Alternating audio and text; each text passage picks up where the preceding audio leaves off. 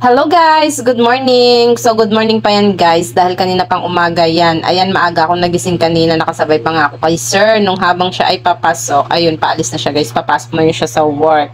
At ayan, papunta na nga din ako sa tindahan. So akala ko nga maaga na ako, yun pala, maaga pa rin pala si Madir, o diba? At ayun na nga, pagkarating ko nga dyan sa tindahan ay nag-display na rin ako. So mabilis na lang ito natapos kasi meron na nga ding mga na-display si mama. Ayan o, diba? Ayan pa nga si Purorot o, tingnan nyo naman o, ang umagang-umaga na naman nangungulit. So ayun na nga, tapos na nga kami ng mga oras na yun mag-display. Kaya ayan, for the inom na naman ako dyan ng tea guys, nakatulala pa nga. Pagkatapos nga niyan ay umuwi muna ako saglit at kinuha ko nga yung susi ng motor at ako'y bibili ng liempo dahil ako'y mag-iihaw ngayon ng liempo. So ayan, on the way na nga ako papunta dun sa aking suki. At pagdating ko nga dun sa aking suki ay naubusan na nga ng liempo kaya dito ako sa kabila bumili. Ganon din naman ang presyo, kaya lang mas maganda kasi dun bumili kasi lagi akong may hili.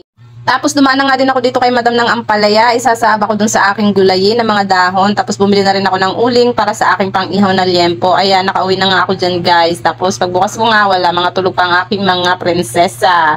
At ayun nga, pagkadating ko nga, ay hinugasan ko nga itong aking iihawin na liempo kasi ibababad ko nga muna to habang ako'y may ginagawa.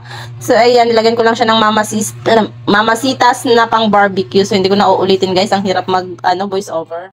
Nilagyan ko nga lang din siya ng paminta, konting asin at saka ng ketchup. Tapos habang binababad ko nga guys yung liempo, ayan, maglilinis-linis muna ako dito guys ng kaunti, magpapagpagpagpag muna tayo ng ating mga paligid. So ayan, nagpunta na rin ako sa taas at magpapalit ako ng bedsheet. So lalabhan ko nga muna ang aming mga beddings today guys habang ako ay naglilinis. So diba, multitasking na naman ang mama nyo. Naglinis na nga din ako ng kaunti dyan sa aming kwarto guys dahil laging maalikabok dyan. Ewan ko ba ba't laging maalikabok dyan sa kwarto namin. Gawa siguro nang may ginagawa nga dito sa palengke. Kaya yung mga buhangin pumupunta dito sa kwarto namin. At ayan na nga, pagbaba ko nga, ayan, isasalang ko muna yung aking bedsheet at aming kumot. Tapos naglinis na rin ako dito ng CR. O diba, multitasking tayo. Dahil nga tulog pa naman si ate, hindi ko pa matanggal ang kanyang mga bedsheet, kaya inuna ko na lang muna yung akin para habang nakasalang yun ay may iba pa akong magawa. Ayan, pagkalinis ko nga ng CR ay nasikaso ko naman itong mga gulay. So nahimay-himay ko na nga yung mga dahon guys kanina dun sa tindahan. So ito na lang patola at saka yung ampalaya. So gagawin ko lang din yan siyang dinengding guys kung sa Ilocano or bulang lang. Lalagyan ko lang siya ng bagoong isda.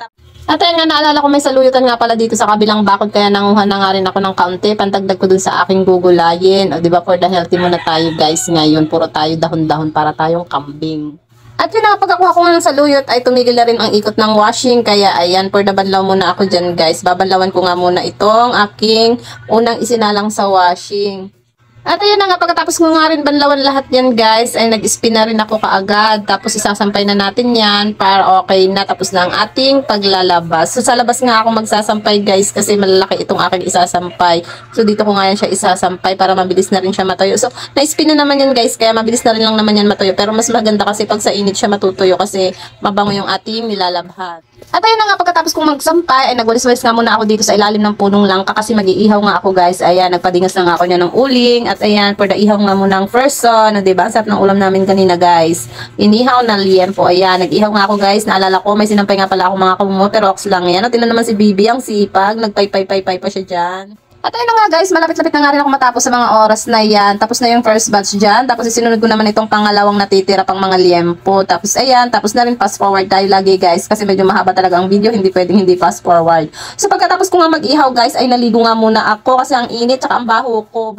O diba? Tapos na agad ako maligo dyan. Ang bilis ng transition. So ayan, iluluto ko na nga tong gulay. So sakto lang to guys. Pagdating ni sir ay maluluto na. Madali lang tong lutuin. Nagpabulak nga lang ako dyan ng tubig. Tapos nilagay ko yung kamatis, sibuyas, luya, tsaka bawang. Tapos nung pagkakulo nga ay nilagay ko yung bagoong isda. Tapos ilagay ko yung talbos ng sayote. So talbos ng sayote yan guys. Tapos ilagay ko na nga rin yung saluyot. Tapos yung ampalaya. Tapos sinakpan ko lang ng ilang sandali. Pagkatapos nga, ayan, tinimplahan ko na rin nga yan siya dyan guys ng paminta. Tapos ayan, lagay ko na rin yung talbos ng kamote. Tapos yung patola. Ayan, naglagay na nga rin ako dyan ng magic sarap. Tapos nagdagdag pa nga ako ng paminta dyan guys. Kasi mas gusto ko talaga yung lumalasa yung paminta dun sa sabaw.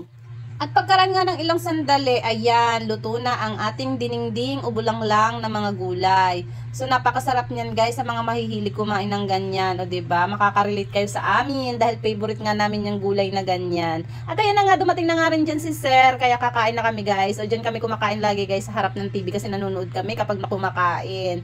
O diba, may lamesa naman kaming malaki pero mas gusto talaga namin kumain dyan para nakaharap kami sa TV. Sa tara kain guys!